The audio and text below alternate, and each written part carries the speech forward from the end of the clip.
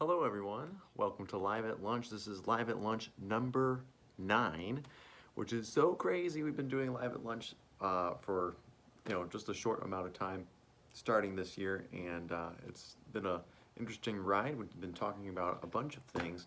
Today we're going to talk about what Elevation Worship is doing for the worship community on YouTube specifically, and what we can learn from them. So as I'm waiting for some people to join us, we'll just kind of sit in his presence for a moment.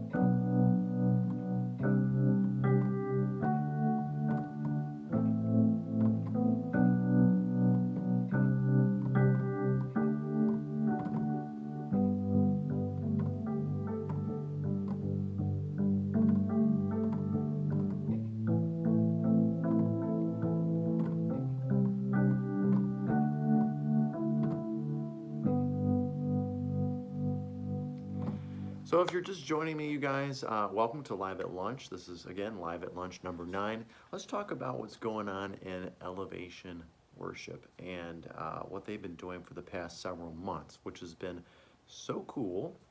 And I think it's important for you guys to know what to do, I guess, when it comes to worship resources. So I believe the YouTube channel is called Elevation Worship Resources. I could be wrong, but if I'm wrong, please comment below on what the channel actually is.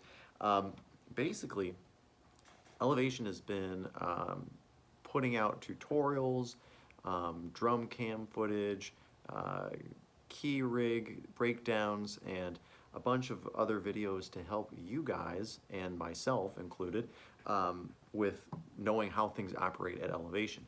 So for those of you who love tech stuff, this is the channel for you. If you like to learn about how to play certain songs, like some of the stuff I do with guitar tutorials, this is the channel to check out. They have a ton of Graves into Gardens resources, so if you're learning some of those songs, or even songs that I think that aren't affiliated with that record, there are a few things I believe that are available. So what really got me though was the music director for Elevation. And I feel so bad because I can't remember his name, but this guy is awesome. He has a Hammond B3 organ.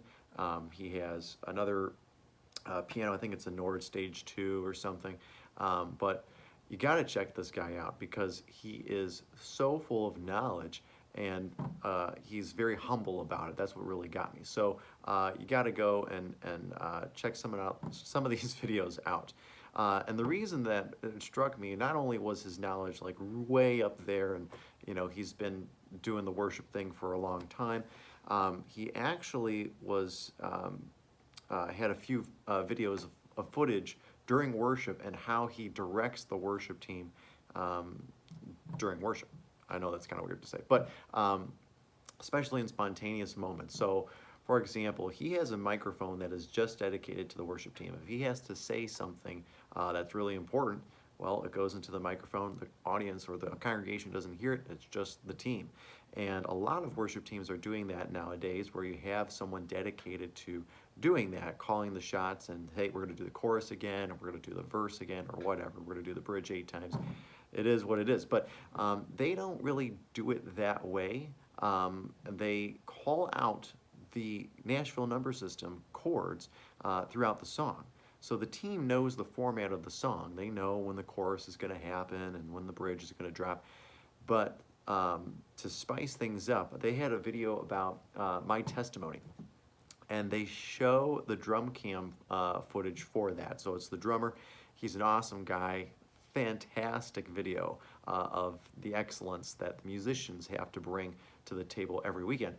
But they also have the MD on the mic, so you can hear him calling out the chords as the song goes. Now, he doesn't call out every chord, it would be monotonous. But he calls out some of the changes that aren't in the radio edit or not in, some of the original songs you hear, the original recordings on Spotify. So you got to check this out because this is so interesting to me that Elevation is releasing this, and such a great resource for smaller worship teams or teams that are just getting into using a click or using a backtrack, or if they have been using it for a while. This is something that you need to check out. So that being said, there's always room to improve in what you're doing. So if you're in the field of music like I am, or if you're in the field of education, or if you're doing something in the medical field like my wife, or anything else you can think of, there's always an opportunity to learn. And my challenge for you guys is to always learn. Never think that you got it all, because you probably don't. There's always another step that you can take to become better. You can always do it better. And that was a quote from my grandpa that he always told me, you can always do it better, which was annoying because, well, I put everything I did into it, and that is true. But you can always do it better. And there's always going to be somebody better than you, and they may not be as popular or they may not have the influence that you have, but there's always going to be somebody better, and you should be able to learn from them. So, think about the people in your life that you don't necessarily have to go on YouTube to watch. They're right there. See what you can glean from them, because that's really important. You don't have to be a musician to understand this. Like I said, you can do it in your own field of study. And always be open to criticism. There was a video I had posted, and I can't remember exactly which one it was because I feel bad. Sorry, there was a notification on my phone. There you go.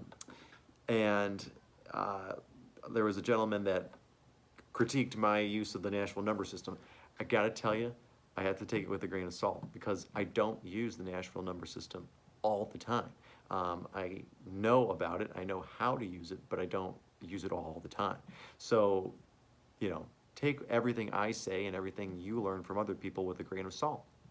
It may not be gospel. So always do your research, right? I think the critique was when I was calling out minor chords, I have to say minor 6 or something like that. And, I understand where he's coming from. If you're watching this Elevation guy, I don't believe he does that. He just says 6.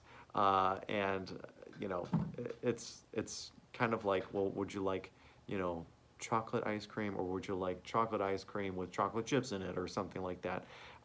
That's how I take it as. When I learned the Nashville number system, obviously we called minor chords minor.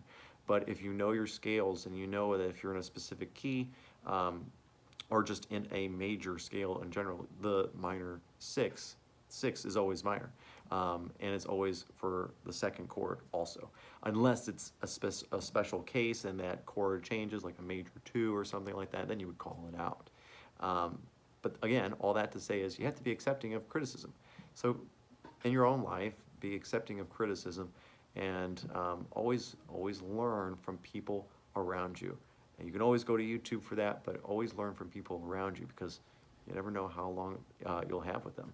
Kind of crazy. For the last 2 minutes, I'm gonna do a little bit more worship, so you can stick around. I'm gonna switch to a piano sound, and you guys can stay as long as you want.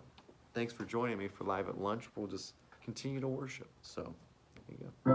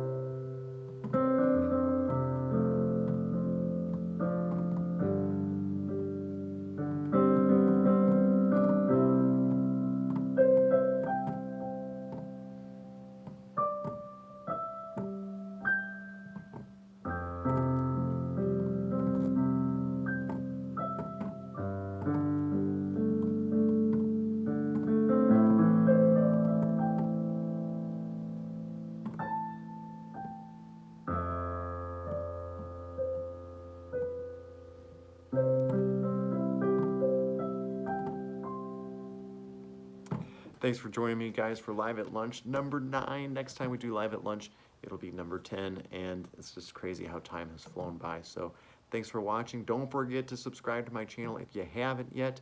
Click that like button to help this video out, and comment below on what else you'd like to see in the future.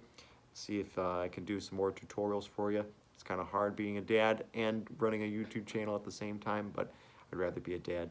So, all right, thanks, guys. Have a great day. God bless.